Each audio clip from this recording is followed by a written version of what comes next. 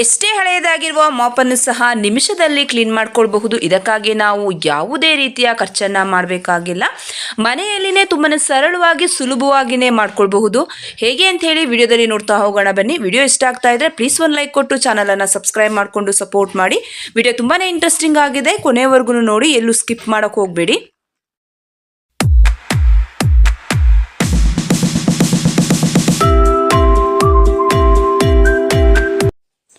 ಎಣ್ಣೆ ಪ್ಯಾಕೆಟನ್ನು ನಾವು ಎಣ್ಣೆಯನ್ನು ತಂದ ಮೇಲೆ ಬಾಟ್ಲಿಗೆ ಎಣ್ಣೆಯನ್ನು ಬಗ್ಸ್ಕೊಳ್ತೀವಲ್ವ. ಸೊ ಟ್ರಾನ್ಸ್ಫರ್ ಮಾಡಿದ ಮೇಲೆ ಅದರಲ್ಲಿ ಒಂದು 10 to 20 ml ಎಣ್ಣೆ ಹಾಗೇನೆ ಇರುತ್ತೆ. ಸೊ ಕಂಪ್ಲೀಟ್ ಆಗಿ ನಾವು ಎಣ್ಣೆಯನ್ನು ಬಳಸ್ಕೋಬೇಕು ಅಂತ ಹೇಳಿದರೆ ಒಂದು ಎಣ್ಣೆಯ ಪ್ಯಾಕೆಟ್ ಏನಿದೆ ಅದು ತುದಿಗೆ ನೀವು ಒಂದು ಸೇಫ್ಟಿ ಪಿನ್ನು ಹಾಕಿ, ಅಡುಗೆ ಮನೆ ಟೈಲ್ಸ್ ಇದೆ ನೋಡಿ, ಆ ಟೈಲ್ಸ್ಗೆ ಒಂದು ಡಬಲ್ ಸೈಡ್ ಗಮ್ ಟೇಪನ್ನು ಅಂಟಿಸ್ಬಿಡಿ. ಅಂಟಿಸಿ ಆ ಒಂದು ಪಿನ್ನನ್ನು ನೀವು ಅದರಲ್ಲಿ ಗಮ್ಮಲ್ಲಿ ಅಂಟಿಸಿ ಬಾಟ್ಲಲ್ಲಿ ನೀವು ಕವರನ್ನು ಹಾಕಿಡೋದ್ರಿಂದ ಕವರಲ್ಲಿ ಇರುವಂತಹ ಕಂಪ್ಲೀಟ್ ಆಗಿ ಎಣ್ಣೆ ಎಲ್ಲ ನೀವು ಬಾಟ್ಲಿಗೆ ಹಾಕೊಳ್ಬಹುದು. ಇದರಿಂದ ನೀವು ಎಣ್ಣೆಯನ್ನು ಸೇವ್ ಮಾಡ್ಕೊಂಡಂಗೂ ಆಗುತ್ತೆ. ಕವರನ್ನು ಬಿಸಾಕೋ ಬದಲು ಈ ರೀತಿ ನೀವು ಬಳಸ್ಕೊಂಡು ನೋಡಿ.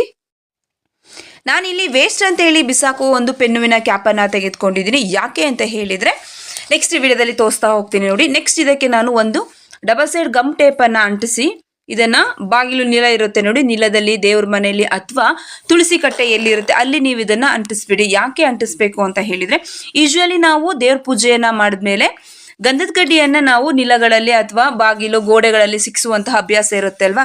ಸೊ ಅಲ್ಲಿ ಇಲ್ಲಿ ಸಿಕ್ಸಿದಾಗ ಏನಾಗುತ್ತೆ, ಗಂಧದ ಕಡ್ಡಿಯ ಆ ಒಂದು ಬೂದಿ ಏನಿರುತ್ತೆ ಅದು ಬಿದ್ದು ಕೈಯೆಲ್ಲ ಸುಡಬಹುದು. ಅಥವಾ ಇಲ್ಲ ಅಂತ ಹೇಳಿದ್ರೆ ಬಾಗಿಲಲ್ಲಿ ಸಿಕ್ಸಿದಾಗ ಅದ್ರದ್ದು ಗಂಧದ ಕಡ್ಡಿ ಹೊಗೆ ಎಲ್ಲ ಹೋಗುವಾಗ ಒಂದ್ ರೀತಿ ಹೊಗೆ ಹಿಡಿದು ನಿಲಗಳೆಲ್ಲ ಕಪ್ಪಾಗ್ಬಿಡುತ್ತೆ. ಈ ರೀತಿ ಆಗ್ಬಾರ್ದು ಅಂತ ಹೇಳಿದ್ರೆ ಸೊ ಈ ಟಿಪ್ಪನ್ನು ನೀವು ಟ್ರೈ ಮಾಡಿ, ಖಂಡಿತವಾಗಿಯೂ ನಿಮ್ಗೆ ಇಷ್ಟ ಆಗುತ್ತೆ. ನೀವು ಪೆನ್ನಿನ ಕ್ಯಾಪ್ ಇಲ್ಲ ಅಂತ ಹೇಳಿದ್ರೆ ಕ್ಯಾಪ್ ಬೇಡ, ತೊಂದರೆ ಇಲ್ಲ. ಅದಕ್ಕೆ ನೀವು ಡಬಲ್ ಸೈಡ್ ಗಮ್ ಟೇಪನ್ನು ಅಂಟಿಸಿ ಕೂಡ ನೀವು ಈ ರೀತಿ ಅಂಟಿಸ್ಬೋದು. ನಿಲದಲ್ಲಿ ಸ್ವಲ್ಪ ಮಟ್ಟಿಗೆ ಗ್ಯಾಪ್ ಇರೋದ್ರಿಂದ ಬಾಗಿಲು ನಿಲಗಳು ಸಹ ಏನಾಗಲ್ಲ, ಕಪ್ಪಾಗಲ್ಲ.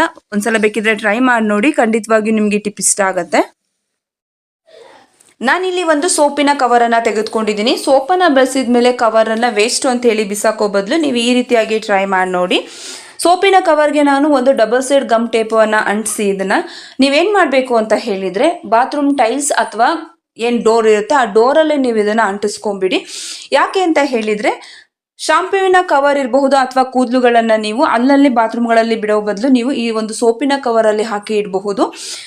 ನೆಕ್ಸ್ಟ್ ನಿಮಗೆ ಯಾವಾಗ ಫ್ರೀ ಆಗುತ್ತೆ ಆವಾಗ ನೀವು ಈ ಸೋಪಿನ ಕವರನ್ನು ಡಸ್ಟ್ಬಿನ್ಗೆ ಹಾಕ್ಬೋದು. ಬಾತ್ರೂಮ್ಗಳಲ್ಲಿ ಡಸ್ಟ್ಬಿನ್ ಇಟ್ಟಿಲ್ಲ ಅಂತ ಹೇಳಿದರೆ ಈ ಒಂದು ಟಿಪ್ಪನ್ನು ಟ್ರೈ ಮಾಡಿ ನೋಡಿ. ಸೊ ನಿಮಗಿದು ಯೂಸ್ ಆಗುತ್ತೆ. ವಾರದಲ್ಲಿ 2 ಸಲ ಅಥವಾ 3 ಸಲ ನಾವು ಮನೆಯನ್ನು ಒರೆಸ್ತಾ ಇದ್ದೀವಿ ಅಂತ ಹೇಳಿದರೆ ಮಾಪ್ ತುಂಬಾ ಗಲೀಜಾಗ್ಬಿಡುತ್ತೆ. ನಮಗೆ ವಾರ ಇರಬಹುದು ಅಥವಾ ಪ್ರತಿದಿನ ನಮಗೆ ಮಾಪನ್ನು ಕಂಪ್ಲೀಟಾಗಿ ನೀಟಾಗಿ ಕ್ಲೀನ್ ಮಾಡೋಕ್ಕೆ ಆಗಲ್ಲ. ಸೊ ಹಾಗಿದ್ದಾಗ ನೀವು ವೀಕ್ಲಿ ಒನ್ಸ್ ಇರ್ಬೋದು ಅಥವಾ 15 days ಒನ್ಸ್ ಈ ರೀತಿ ಟ್ರೈ ಮಾಡಿ ನೋಡಿ. ಫಸ್ಟ್ ಏನು ಮಾಡಬೇಕು ಅಂತ ಹೇಳಿದರೆ ಸ್ವಲ್ಪ ನೀವು ಡಿಟರ್ಜೆಂಟ್ ಪೌಡರನ್ನು ಹಾಕೊಳ್ಳಿ, ಜೊತೆಗೆ ಸ್ವಲ್ಪ ಬೇಕಿಂಗ್ ಸೋಡಾ, ಸ್ವಲ್ಪ ವಿನೆಗರನ್ನು ಸೇರಿಸಿ ಅದಕ್ಕೆ ಸ್ವಲ್ಪ ಬಿಸಿ ನೀರನ್ನು ಹಾಕಿ ನೀವು ಇದನ್ನು ಮಿನಿಮಮ್ ಅಂತ ಹೇಳಿದ್ರು ಒಂದು ½ an hour ಇದನ್ನು ನೆನೆಯೋಕ್ಕೆ ಬಿಟ್ಬಿಡಿ. ಸೊ ಈ ರೀತಿಯಾಗಿ ಮಾಡ್ಕೊಳ್ಳೋದ್ರಿಂದ ಏನಾಗುತ್ತೆ ಅಂತ ಹೇಳಿದ್ರೆ ಸೊ ಮಾಪಲ್ಲಿ ಇರುವಂತಹ ಗಲೀಜ್ ಇರಬಹುದು ಅಥವಾ ಏನು ಕೊಳೆ ಇದೆ ಅದು ಕಂಪ್ಲೀಟ್ ಆಗಿ ಬಿಟ್ಬಿಡುತ್ತೆ.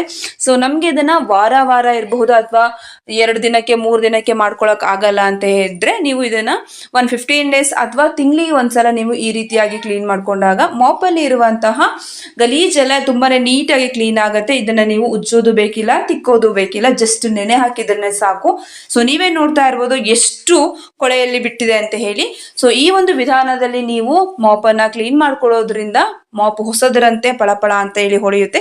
ಜೊತೆಗೆ ನಾವು ವಿನೆಗರ್ ಮತ್ತೆ ಬೇಕಿಂಗ್ ಸೋಡಾವನ್ನ ಬಳಸಿರೋದ್ರಿಂದ ಮಾಪು ಕ್ಲೀನ್ ಆಗೋದ್ರ ಜೊತೆಗೆ ಅದರಲ್ಲಿರುವಂತಹ ಏನು ಚಿಕ್ಕ ಪುಟ್ಟ ಹುಳ, ಕ್ರಿಮಿ, ಕೀಟ ಅಂತ ಹೇಳ್ತೀವಲ್ವಾ, ಸೊ ಬ್ಯಾಕ್ಟೀರಿಯಲ್ಗಳು ಏನಿರುತ್ತೆ ಎಲ್ಲವೂ ಕಂಪ್ಲೀಟ್ ಆಗಿ ಸಾಯುತ್ತೆ. ಸೊ ನೀವೇ ನೋಡ್ತಾ ಇರ್ಬೋದು ಎಷ್ಟು ನೀಟಾಗಿ ಮಾಪ್ ಕ್ಲೀನ್ ಆಗಿದೆ ಅಂತ ಹೇಳಿ.